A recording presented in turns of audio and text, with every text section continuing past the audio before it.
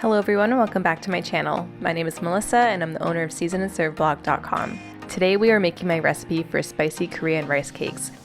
This is a really great recipe for the winter time because the rice cakes are super filling and a little bit of spice will definitely warm you up on a cold winter's day. This recipe is entirely vegetarian and can be made vegan if you don't put the egg on top, but looking at that egg, I think you definitely want to add that on there. So if you want to see how I make my spicy Korean rice cakes, just keep on watching. We'll start off by preparing the rice cakes, and these are the rice cakes that I'm going to use in this recipe. I like using the flat rice cakes as opposed to the cylinders because they do take a little bit less time to cook. If you've never cooked rice cakes before, all you have to do is add them into a bowl and then fill the bowl up with some cool water. This will help speed up the cooking time for the rice cakes, and it'll help separate them as they often get stuck together in the package. While the rice cakes are soaking, we are going to prepare the rest of the ingredients, and I'm starting off with 2 cloves of garlic that I'm just slicing up into thin slices. Set the garlic aside and then we'll cut up some scallions, and I'm just removing the root ends of the scallions and then cutting the scallions into 1-inch pieces.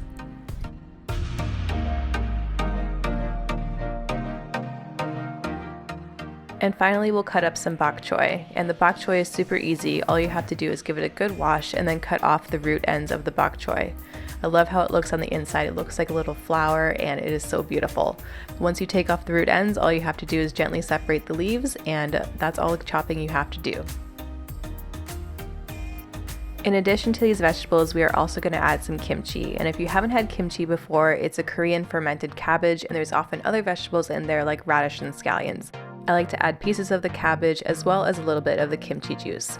To add a little bit extra spice, I'm going to add in some gochujang, which is Korean chili flakes that are often added into kimchi to give it that nice red color and some spice. And then to add some more spice and to bring all the ingredients together, I'm going to add some gochujang. You can pick this up at your local Asian or Korean grocery store, and this paste is really thick. It's often made with rice flour or wheat flour, and then lots of those gochujang flakes and a little bit of sugar as well. And once we have all the ingredients prepared, we'll take it over to the stove and start cooking. Right before we begin cooking, we're going to drain off the rice cake so that there's no water left in the bowl. Then in a large pan, we'll add some olive oil and then heat it up over medium-high heat.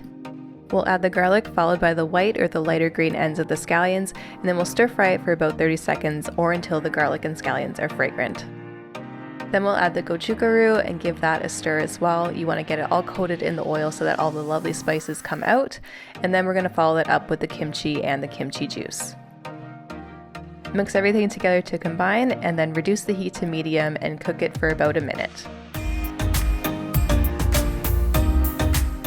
Next we're going to add in the gochujang, and then we're going to mix that through, and finally we're going to add a little bit of sugar, and I only used a teaspoon of sugar here, but it really depends on how spicy your gochujang is, as well as how sour or spicy your kimchi is as well. Once the sugar's mixed in, add in the rice cakes and mix everything together once more.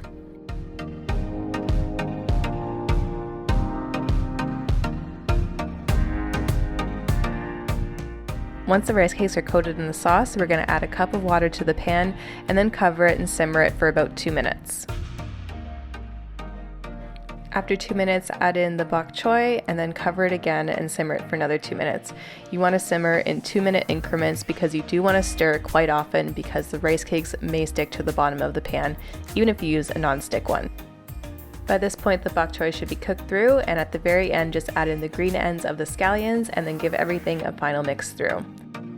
Then just remove it from the heat and we will serve it right away.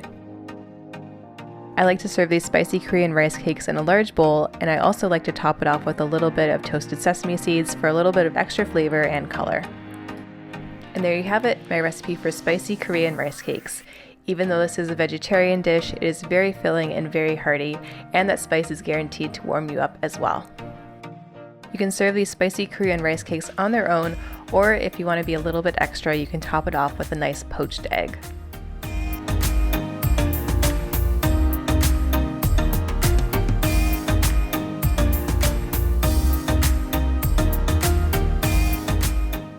So that is it for today's video. If you enjoyed it, make sure you hit the like button as well as the red subscribe button down below for more recipe videos just like this one. Be sure to check out my blog for more delicious recipe ideas and also follow me on Instagram for more recipe inspiration. Thanks again for watching, and I'll see you in my next video.